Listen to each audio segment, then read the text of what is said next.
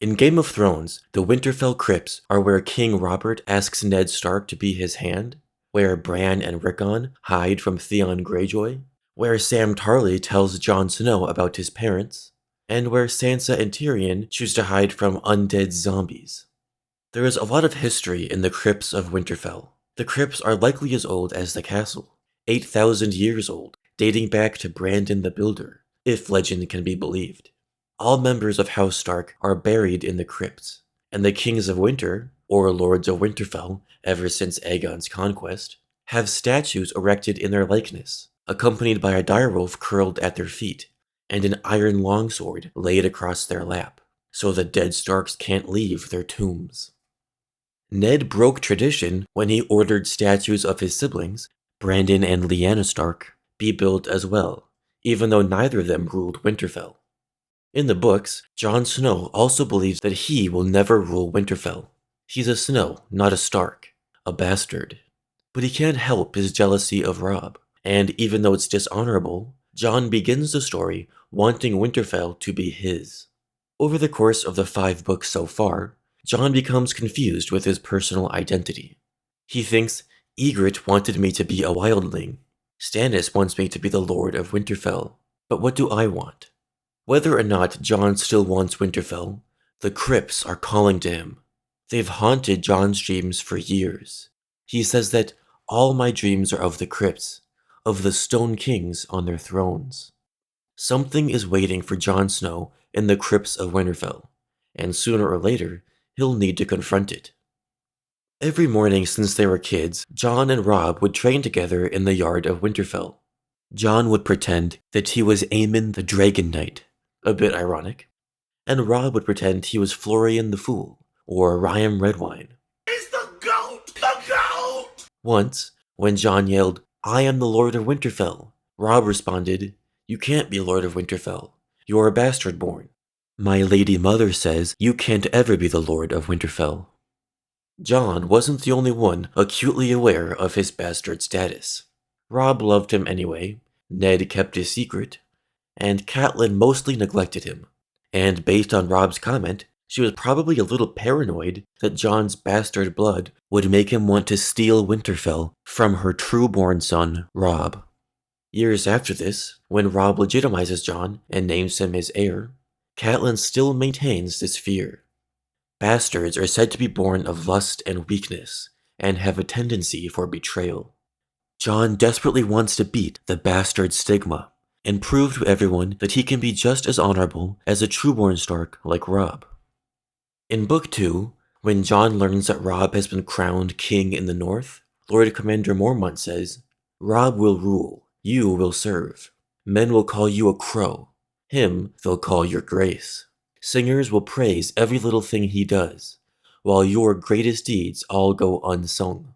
Tell me that none of this troubles you, Jon, and I'll name you a liar. Mormont asks, What will you do, bastard as you are? Jon says he'll be troubled and keep his vows.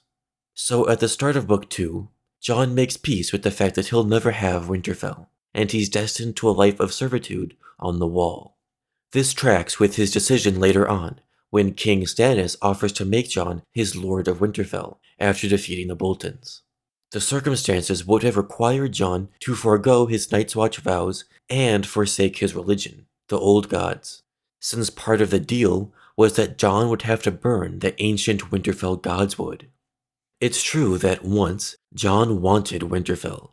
Somewhere along the way, he felt shame for wanting it, so he made himself forget those dreams. He thinks about Stannis' offer and his dead family. I never wanted any harm to come to any of them, but it did, and now there's only me. All he had to do was say the word, and he would be Jon Stark, and never more a Snow. All he had to do was pledge this king his fealty, and Winterfell was his. All he had to do was forswear his vows again. That was in Book 3. By the end of Book 5, just before his death, his confidence grows in his decision to stay in the Night's Watch and forget about Winterfell. Shortly before Stannis leaves the Wall for his fight against the Boltons, he tells Jon it's not too late to change his mind. Take a knee and swear that bastard sword to me, and rise as Jon Stark, Lord of Winterfell and Warden of the North.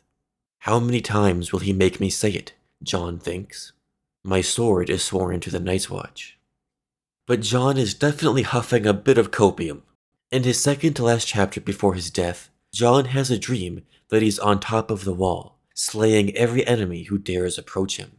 I am the Lord of Winterfell, he shouts, and he takes off Robb's head with Longclaw.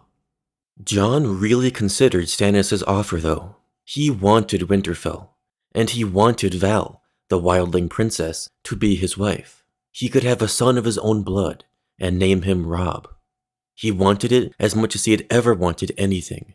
I have always wanted it, he thought. May the gods forgive me.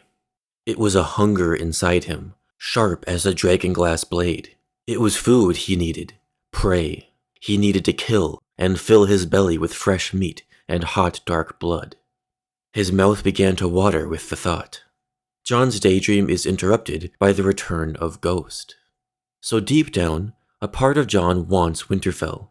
He wanted it as a boy, and he wanted it still when Stannis offered it to him. And even after he refused Stannis, Jon still dreams about being the Lord of Winterfell shortly before his death. When he is resurrected, will Jon still want Winterfell? In Book 1, Jon dreams of Winterfell and tells Sam about it. The castle is always empty. The stables are full of bones. That always scares me. I start to run then, throwing open doors, climbing the tower 3 steps at a time, screaming for someone, for anyone. And then I find myself in front of the door to the crypts. Somehow I know I have to go down there, but I don't want to. I'm afraid of what might be waiting for me. The old kings of winter are down there, sitting on their thrones, but it's not them I'm afraid of. I scream that I'm not a Stark, that this isn't my place, but it's no good. I have to go anyway, so I start down, feeling the walls as I descend, with no torch to light the way. It gets darker and darker, until I want to scream. That's when I always wake. So this is the first time Jon ever tells someone about his dream. He's dealing with fear, and his desire to be a Stark. He's also not sure what he's looking for in his dreams, but most times he's looking for his father. That's the base level of this recurring dream. Let's read how the dream develops later in Book 1. Last night he had dreamt the Winterfell dream again. He was wandering the empty castle, searching for his father, descending into the crypt. Only this time, the dream had gone further than before. In the dark, he had heard the scrape of stone on stone. When he turned, he saw that the vaults were opening, one after the other. As the dead kings came stumbling from their cold black graves, Jon had woken in a pitch dark, his heart hammering. So now the Stark kings are awake in the crypts, ready to turn on Jon. And he's still looking for his father. It's not until Book 3 that we hear about the dream again. He dreamt he was back in Winterfell, limping past the Stone Kings on their thrones. You are no Stark. There is no place for you here. Go away. He walked deeper into the darkness. Father, he called. Bran, Rickon? No one answered. Uncle, he called. Uncle Benjen? Father? Please, Father, help me. Up above he heard drums. They are feasting in the great hall, but I am not welcome there. I am no Stark, and this is not my place. His crutch slipped, and he fell to his knees. Ygritte, he whispered. Forgive me, please. But it was only a direwolf, gray and ghastly, spotted with blood, his golden eyes shining sadly through the dark. Now the dead Starks are telling Jon to leave Winterfell. You are no Stark, the same thing Jon reconciles to himself about being a bastard. I am no Stark, and this is not my place. There are a few interpretations of this line. At face value, it means that Jon is coming to grips with being a bastard, not a true Stark like Robb. It could also hint that this is not Jon's place because his father was Rhaegar Targaryen. He's a Targaryen, not a Stark. Or it could mean that in the near future, if they try to bury Jon in the crypts, that this is where he could be resurrected. He doesn't belong in the crypts, not because he's not a Stark. His mother was Lyanna, of course he's a Stark. He doesn't belong in the crypts because he's not dead yet, and his life must go on to win the war for the Dawn. Jon sees a gray, bloody direwolf with golden eyes, shining sadly. This is Greywind, Robb's direwolf. Robb died at the Red Wedding 13 chapters before Jon has this dream, but he doesn't know about it yet. He dreams of Robb's bloody wolf, symbolizing Robb's death, kind of like how Bran and Rickon dreamed about seeing Ned in the crypts before they knew about his death. Before Robb died, his final word was Greywind. It's possible that in his final moments, Robb warged into his wolf and lived a short second life before the Freys killed Greywind as well. It's probably not a coincidence then that when Jon dies, his final word is ghost. Could Jon have warged into his wolf before his human body was killed? If so, maybe the fact that Jon sees Robb's wolf in the crypts means that Jon will go to the crypts inside Ghost, and that's where his spirit will return to his body. That's just a theory though. In this dream, Jon is limping because he was shot full of arrows by Ygritte a few chapters prior. In A Song of Ice and Fire, if a character keeps their physical disability even in their dreams, it seems to mean that they're dreaming the truth. For instance, in Book 4, Jaime Lannister dreams of his mother Joanna, but in the dream, he only had one hand. In all his other dreams, he always had two hands. So when Joanna tells him that we all dream of things we can't have, and that Jaime is no great knight, and Cersei is no great queen, that's just the harsh reality. For Jon, the harsh reality is not only that Robb is dead, but that he doesn't belong in the Winterfell crypts, for whatever reason. Lastly, Jon is still looking for his father and family in this dream, but he's unable to find who he's looking for. Perhaps he's not looking for the right people. Jon's not the only character who dreams of the crypts. A few chapters before Jon has the crypt dream of his own, Ned dreams of them as well. He was walking through the crypts beneath Winterfell, as he had walked 1,000 times before. The kings of winter watched him pass with eyes of ice, and the direwolves at their feet turned their great stone heads and snarled. Last of all, he came to the tomb where his father slept, with Brandon and Lyanna beside him. "Promise me, Ned," Lyanna's statue whispered. She wore a garland of pale blue roses, and her eyes wept blood. So in Ned's dream, he's able to walk right past the kings of winter, whereas Jon cannot. Past those dead kings is where Lyanna's tomb is, and Ned is reminded of the promise he made her, to keep Jon safe. So Jon, Ned, and Bran all dream about the Winterfell crypts. In his dream, Bran talks to Ned in the crypts, and Ned was sad.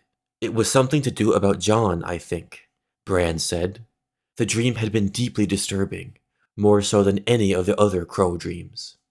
So what's truly waiting for Jon in the crypts of Winterfell? George Martin tells us right here in Ned's and Bran's dreams, all the way back in Book 1.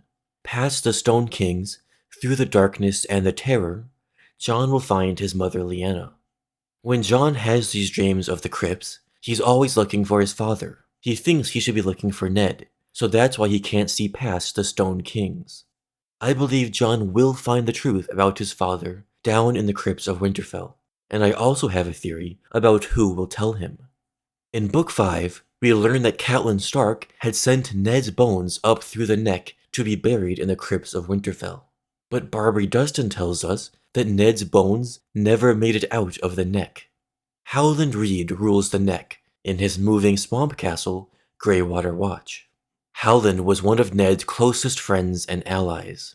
They met at the tourney of Harrenhal. They fought in Robert's Rebellion, and at the Tower of Joy, Howland was the one who found Ned holding Lyanna's baby as she lay dying.